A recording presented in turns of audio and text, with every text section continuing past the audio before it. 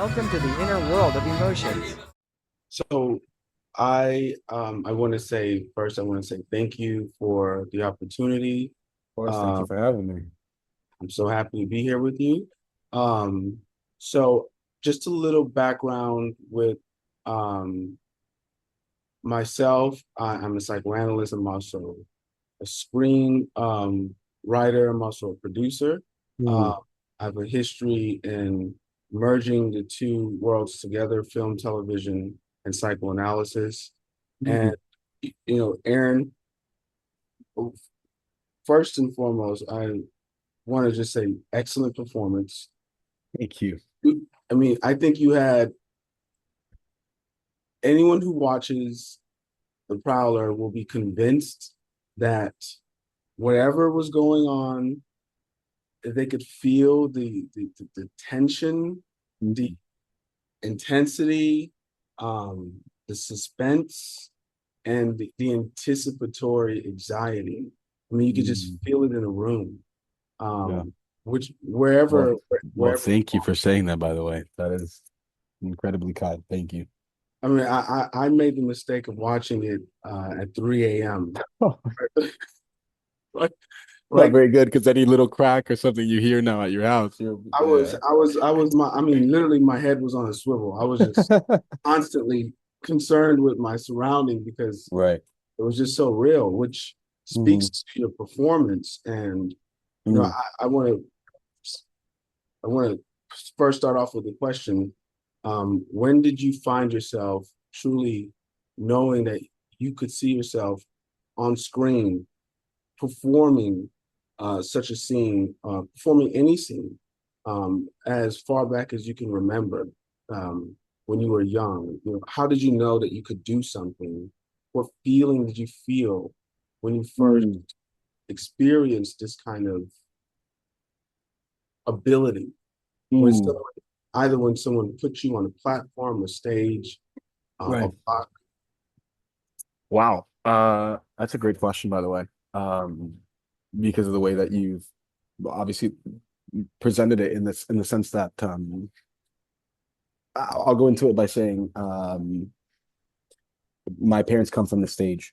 My dad is a theater trained actor. Started as a dancer, a jazz and ballet dancer, and my mother is a theater actress as well. They my parents met in theater school, so growing up with two parents and seeing them on stage, and really my dad, um, I kind of um my dad was my hero in that sense. I would see my dad on stage and I would mimic the things that he would do, or I would be performing because as a kid I'd learn all the lines to their plays, so I'm on the side performing with them on stage. Um, so I think maybe from there it started in the sense that I had an affinity toward the arts and wanting to maybe perform. I don't know if there's ever been a moment where I've said, oh, I can do that. Even now I'm constantly having to prove it to myself that I'm still that I still can, and or that I or convince myself that I can or can't do something, right? I think there's both of those things, especially when it comes to the arts or anything that's performative in that way. You never really know. You try and do as much as you can to prep for something and then hope for the best. um i I think when it came to TV or film at an early age, there was once again these like I'd see films or TV shows that I would maybe wish, or like I would always say things like, man, it would be a dream if I could ever be in a film of this magnitude, like one of them being The Gladiator. I remember seeing The Gladiator for the first time when I was like 7 or 8. And my dad is a huge movie buff too and loves films, so my dad used to buy a lot of films on DVD. And I remember I'd always watch the special features or the commentary that the director would do, and seeing those things behind the scenes and of how films would get made. I used to tell myself like, oh man, I wonder if I could ever be a part of something not only as big as that, but as special as these things, right? And I knew that, like, whilst not seeing myself not seeing a lot of representation of maybe where I came from or where I come from at the time, especially maybe it kind of made it a little bit far-fetched or it felt that way. Um, but I think there was always like a longing or a sense of like, well, whether or not I do see myself like that's the goal. So I don't know if I answered or if I responded to the question, but I think yeah, that's kind of how that started, I guess. I think you gave me two uh, emotions that Mm, speak, I mean, directly to the anticipatory state and the suspense. mm, You described a wonder and something about wonder uh, and anticipation. They have a juxtaposition mhm, almost. They almost have a synonymous form, a parallel that speaks to the same rhythm. And, mm, and you describe a feeling of um, longing. mhm, And that longing is very similar to this draw. mm, And you describe this kind of pool that you were connecting yourself to. Then you also said something that I want to really kind of uh, key in on. You talked about your father and being from and representing who you are, and that really kind of kickstarting your motivation. mm. So, Aaron, can you tell the audience a little bit more about yourself, your background, your cultural background, and how did you come to identify yourself from? Mm. Another hell of a question. I think I mean both my parents are Venezuelan. And through my dad's side, Spanish descent because his father's from Andalusia, in Spain in the Canary Islands, and my mom's got Puerto Rican on her side as well. So it's kind of these growing up with that much culture is rich, especially if and when you have a lot of family to kind of celebrate that with and kind of grow up in. So growing up in Miami, where I was born, that was which Miami is a huge melting pot. It's beautiful in that sense, right? You're kind of inundated with these cultures and especially when it comes to Caribbean culture, that's it's all around you. Um,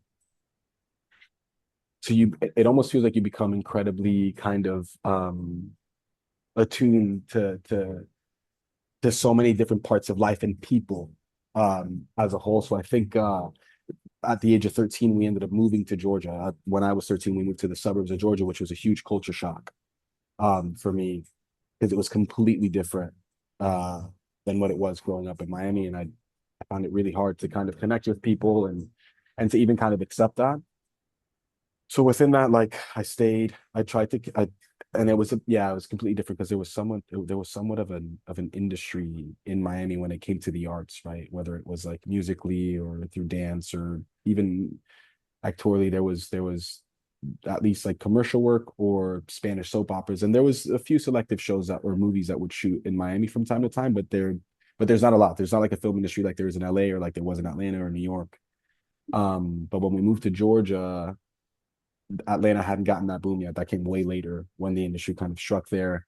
So for years, I kind of put that stuff on the back burner while still performing and acting like locally with my theaters or like in my high school. My parents had a theater company, a Christian theater company of their own that I kind of really kept busy with. But for a long time, I put that in the back burner. I ended up going to college, pursuing playing basketball, and then also studying broadcast journalism because I would always there was a part of me that always still wanted to kind of perform, but perform in the sense Yeah, of like wow. talk about the things that I loved, right, and that I was passionate about, which at that time was basketball and or sports in general. So really multi-dimensional. I mean, really from all ends. You Yeah. in sports, Hmm. performance, Hmm. stage, theater, Yeah. culture, Yeah. South American Yeah. flavor, Yeah. Miami, Yeah. Southern. I mean, there's all Yeah. this, Yeah. this, Yeah. It's a this lot. real, and you described it to be a kind of a melting pot. So you knew that world. So you were really drawing, I mean, sort of from all ends in your longing, as you Hmm. that longing. And you also described this ability to dream and wonder. Now, Mm. where it shows the anticipatory state, the exact, which I think what we felt in watching The Prowler was the anticipatory anxiety. I mean, I felt it deeply. I was like, Mm. how could something be making me feel this way? Like, Mm. like I'm having to, like, what's going to happen? What's Yeah. going to happen? And while you were, while you were in the character, on set, on in front of the camera, you described to the audience just now that same feeling, that anticipatory state, in which in psychoanalysis, just to give a little background, you're always left to be in this state of wonder. This, oh, well, if you froze a little bit, catch this. Okay. Okay, perfect. Okay, Yeah. the audience was left to feel that anticipatory state, and I really want to touch on that. Really connect that. Did you feel that same experience where you felt a sense of making everyone else who was witnessing this scene, watching it, have this experience of wonder, what's going to happen, and this Mm. longing, this eager to find out? Did you feel yourself capable of doing that? Because here in this piece, what we're talking about right now in the inner world of emotions, this segment is called Do You Feel Me? And we want to feel you, Aaron Dominguez. And as you answer this, could you also tell us how we can find you, where we can expect to see you in the film festivals coming up? Yeah. You know any? Yeah. Another great question, man. These are really good. Thank you. I think to answer the first part of that question, I think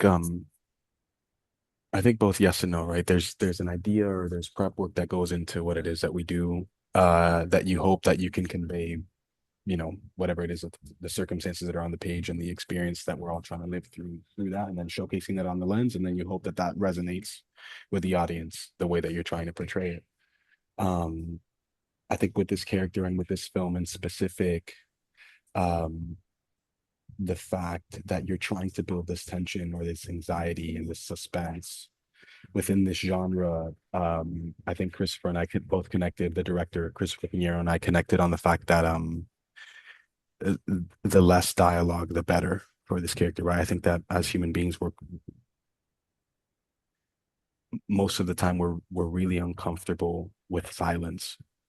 We're always looking to fill that void by even just sounds every day, like your phone going off, a text message, music. We're always it's almost to an extent like numbifying ourselves, right? Because we can't just sit still or within what it is that is just being, right? I think within not only the film with what we were trying to do, but with my character, I was trying to build with that. And even for myself, there was moments where I wanted to either respond or react in certain scenes in certain ways, but I needed to reserve that for the moment in which, in the apex, kind of the climactic part of the movie is when that finally happens, when we kind of lead to that bedroom. And that's really the first time you hear Victor, my character, kind of speak.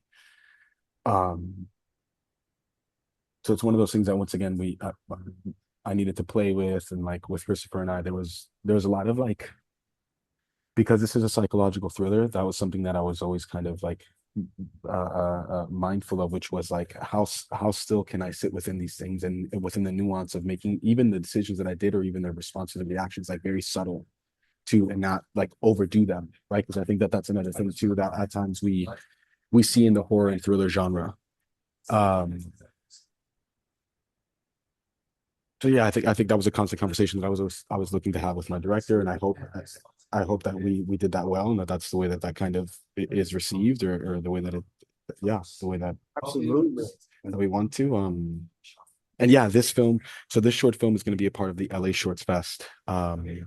I believe we are premiering on August the 12th, which is the last day of the festival in NoHo West at, I believe, 8 o'clock, which is where it's going to be seen on the big screen on the Regal Cinema in LA, which is really exciting because that's kind of what we do it for. We do these things to see them in the theater and on the big screen.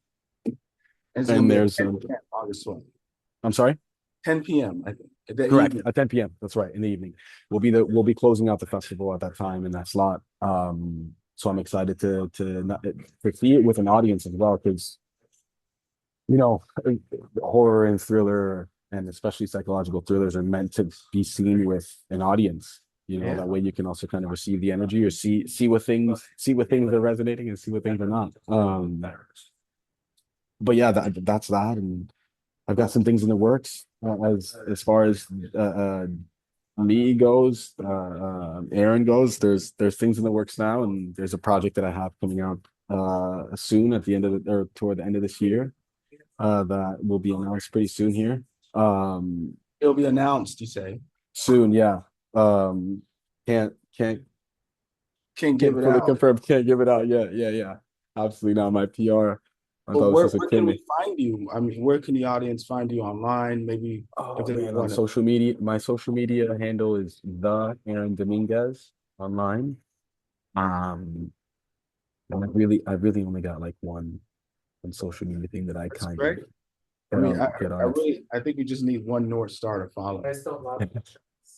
And I So mean, true. because your character was such a beautiful character, dude. I mean, it Mm. came off so everyday, so real, so blue collar, so Mhm. a natural flow. And I think we're missing that piece in our society today, where we can just see a real human being. And we just want to say thank you for the opportunity, for allowing us to get a peek of your world and feeling you in this experience, because we were just all dying to know, literally. You know, your Thank you, character man. spoke, your character Victor spoke to that. So we want to say thank you so much, Aaron Dominguez, for the opportunity. And we'll be definitely looking out, and those who'll be able to view it will have enough time to go check you out if they're in Los Angeles, or if they're curious to come out and travel and come out here to the film festival. Thank you, man. I appreciate it. Really. Okay.